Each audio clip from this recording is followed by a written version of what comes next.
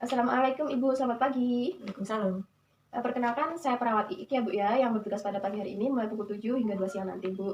Sebelumnya boleh tahu ini dengan Ibu siapa namanya? Tini Astuti. Ibu Tini Astuti, suka dipanggil apa Bu? Tuti Tuti. Ibu alamatnya di mana? di Muter Di Muter ya. Umurnya Bu berapa? 25. 25 tahun. Oke, cocok ya Bu ya. Ibu, bagaimana perasaannya hari ini? Sedih. Sedih ya. Sedih kenapa Bu? Kenapa Bu? Kalau boleh saya tahu. Temanku meninggalkan aku. Oh ya, meninggalkan ya Bu ya. Meninggalkan seperti apa Bu? Contohnya? Udah pergi samanya. Meninggal seperti itu Bu maksudnya? Oke, ini adalah ya Bu ya, turut berduka cita. Ibu boleh kita ngobrol sebentar? Dan saya nanti di sini akan memberikan fancast tentang berduka ya Bu ya. Itu nanti tujuannya supaya Ibu tahu apa itu berduka, terus Ibu tahu tanda gejalanya, Ibu tahu penyebabnya dan cara mengatasinya seperti itu ya Bu ya. Waktunya nanti 5 hingga 10 menit Bu. Apakah Ibu bersedia? Bersedia ya? Oke, langsung saja ya Bu ya. Yang pertama itu pengertian. Ibu sudah tahu tentang pengertian berduka itu apa? Sedih gitu aja ya. Perasaan sedih. Oke, saya jelaskan ya Bu. Berduka adalah respon emosi yang diekspresikan terhadap kehilangan yang dimanifestasikan adanya perasaan sedih, gelisah, cemas, sesak nafas, susah tidur, dan lain-lain. Ibu tadi mengatakan sedih ya. Oke, berarti Ibu sedang berduka. Nah, berduka sendiri itu bisa karena kehilangan Bu. Kehilangan sendiri artinya adalah keadaan individu yang berpisah dengan suatu yang sebelumnya ada, kemudian menjadi tidak ada, baik terjadi sebagian atau keseluruhan. Seperti itu. Tadi Ibu mengatakan kehilangan teman dekat ya. Oke. Nah, Ibu, apa penyebabnya? Yang pertama itu ada kehilangan objek eksternal, misalnya pencurian atau kehancuran akibat bencana. Apakah Ibu mengalaminya? Tidak ya. Nah, yang kedua, kehilangan lingkungan yang dikenal, misalnya berpindah rumah, terus dirawat di rumah sakit, atau berpindah pekerjaan. Mengalaminya, Bu? Tidak ya. Nah, terus yang ketiga, kehilangan seseorang yang berarti, misalnya kehilangan anggota keluarga atau teman dekat, atau binatang peliharaan. Ibu tadi merasakan ini ya, mengalami ini ya, yang kehilangan teman dekat ya Bu ya. Terus yang keempat yaitu kehilangan suatu aspek diri, misalnya anggota tubuh dan fungsi psikologis atau fisik. Nah itu contohnya kalau kita kehilangan kaki gitu karena operasi atau sakit seperti itu Bu contohnya. Paham Bu? Kita lanjutkan ya Bu ya untuk tanda dan gejalanya. Tanda dan gejalanya yang pertama ungkapan kehilangan. Ibu tadi mengungkapkan kehilangan karena teman Ibu ya sudah tidak ada. Yaitu tanda gejalanya. Menangis Bu. Ibu menangis tidak? Mereka nangis kalau ingat Mbak. Oh ya. Terus ada gangguan tidur tidak Bu? Ada. Kalau tidur biasanya jam berapa Bu? Malam. Tidur. Oh susah tidur. Oke baik. Terus kemudian tanda gejalanya ada kehilangan nafsu makan. Gimana? Berkurang juga nafsu makannya. Ya oke. Sulit berkonsentrasi. Apakah Ibu juga mengalaminya? Iya juga ya. Terus ada marah dan frustasi yang berlebihan. Mengalaminya Bu? Iya. Marah ya Bu ya? Iya. Terus tidak mau berinteraksi dengan orang lain. Apakah Ibu juga mengalaminya? Gimana? Dituruti, iya. Pengennya menyendiri gitu. Oh gitu, pengen menyendiri gitu ya Bu ya. Gak mau diganggu seperti itu. Oke. Untuk teori prosesnya Bu, ini saya ambil dari teori Engels. Yang pertama ada fase shock dan tidak percaya, yaitu lihat sini Bu, seseorang menolak kenyataan atau kehilangan dan mungkin menarik diri, duduk manis atau pergi tanpa tujuan.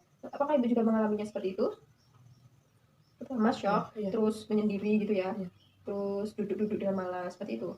Terus yang kedua, berkembangnya kesadaran. Seseorang mulai merasakan kehilangan secara nyata atau akut dan mungkin mengalami putus asa, kemarahan, terus perasaan bersalah, frustasi, depresi, dan kosongan jiwa tiba-tiba terjadi. Apakah Ibu juga merasakan seperti itu? Ya juga.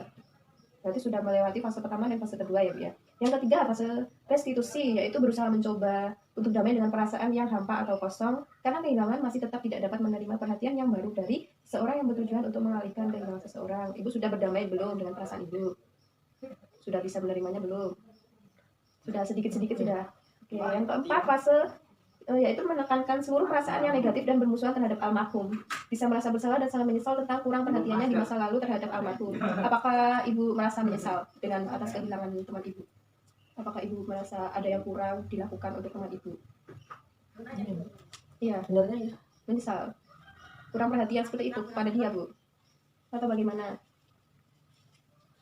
Iya, saya menyesal. Saya sedih. Baik, menyesal dan sedih ya Bu ya. Oke, yang terakhir Bu, fase kelima yaitu kehilangan yang tak dapat dihindari, harus mulai diketahui atau disadari. Nah, apakah Ibu sudah menyadari dengan kondisi seperti ini? Sudah dapat menerima ya Bu ya? Oke, baik. Ini Bu, langkah-langkah untuk mengatasi berduka ya Bu ya. Yang pertama, beralih ke teman-teman dan anggota keluarga. Mereka akan menjadi pendukung dan penyemangatmu. Nah, kalau Ibu berduka, Ibu nanti bisa mengobrol dengan teman-teman Ibu atau anggota keluarga Ibu. Terus karena mereka akan menjadi penyemangat Ibu sendiri nantinya. Terus yang kedua, hadapi perasaan Anda, yaitu dengan mencoba mengungkapkan kesedihan yang Anda alami tanpa harus menyembunyikan perasaan yang sebenarnya. Jadi Ibu itu tidak usah malu atau tidak usah takut untuk bercerita atau mengungkapkan perasaan Ibu. Ungkapkan saja apa yang Ibu rasakan, apa yang terjadi, seperti itu ya, nggak usah dipendam sendiri. Tuh. Yang ketiga yaitu temukan rasa nyaman dari keyakinan Anda. Misalnya melakukan kegiatan spiritual yaitu beribadah, berdoa, dan ikut pengajian. Apakah Ibu bersedia seperti itu? Ibu rajin sholat, terus Ibu tidak lupa berdoa, ikut pengajian. Mau Bu? Mau ya, oke. Kemudian yang keempat, ekspresikan perasaan dengan cara kreatif. Ya misalnya Ibu bisa bikin bingkai foto teman Ibu tadi supaya Ibu merasa dia di samping Ibu seperti itu, atau hal yang lain. Ibu sukanya apa? Menjahit. Jahit. Oh, boleh Ibu bisa menjahit biar Ibu tidak teringat terus dengan teman Ibu ya. Terus yang kelima, menjaga kesehatan fisik. Misalnya harus tidur yang cukup, terus olahraga, makan makanan yang sehat seperti itu supaya Ibu tidak sakit. Gitu ya Bu ya. Terus yang keenam, bergabung dengan komunitas pendukung atau teman sebaya. Itu nanti akan membantu Ibu merasa lebih baik karena sudah mau saling berbagi cerita gitu. Jadi seperti tadi Ibu harus bergabung dengan teman-teman Ibu atau pemuda-pemudi seperti itu, arisan Karang Taruna atau ada kegiatan sosial di lingkungan rumah Ibu. Seperti itu Bu. Baik, ini sudah selesai. Boleh Ibu mengulang apa yang saya berikan tadi Bu. Yang pertama ada pengertian berduka tadi apa Bu? Ungkapkan perasaan sedih karena kehilangan. Ya benar ya Bu ya, pengertiannya. Kemudian untuk penyebabnya tadi Bu ada apa saja? Masih ingat tidak? Salah satunya kehilangan apa? Kehilangan barang, kehilangan seseorang yang kita sayang, kehilangan anggota badan atau gimana itu. Benar ya Bu ya. Terus untuk ini tanda dan gejalanya apa saja? Ibu merasakan apa? Sedih, nangis, kehilangan nafsu makan, susah tidur. Ya oke, seperti itu ya Bu ya, tanda dan gejalanya. Terus untuk teorinya tadi ada berapa Bu?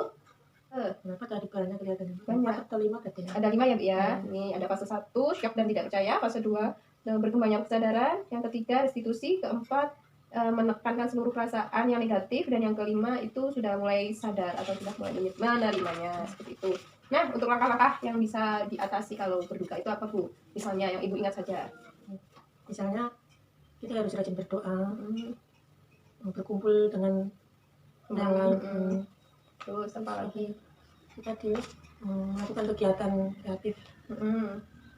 Udah ya, benar-benar. Oke, seperti itu ya Bu ya. Terus Ibu jangan lupa berdoa selalu, terus berkumpul dengan keluarga atau temen gitu.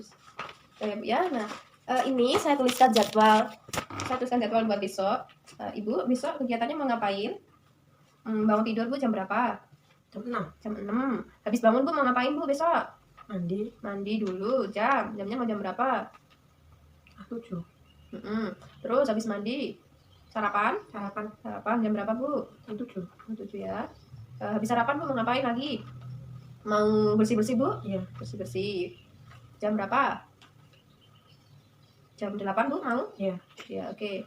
Ini nanti kalau Ibu sudah melakukan sendiri, nanti dicentang di sini ya Bu ya. Kalau nanti dibantu, nanti dicentang di sini. Seperti itu ya Bu ya. Iya. Oke. Sudah selesai ya Bu ya. Gimana Bu perasaannya setelah saya berikan pendidikan kesehatan tadi? Lebih baik ya, mengerti ya Bu sekarang ya. Oke, kalau begitu saya permisi ya Bu ya. Ya. Terima kasih atas waktunya Bu. Saya pamit ya Bu. Assalamualaikum.